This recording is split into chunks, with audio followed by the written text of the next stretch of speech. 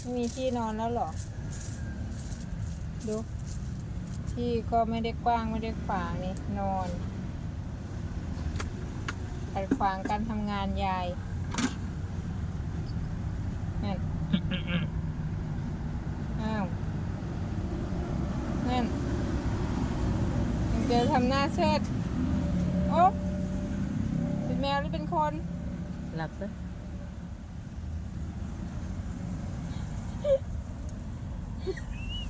รู้เรื่องหรือไง พูดนอนสอนง่ายป่ะหลับเลย หลับตาลูก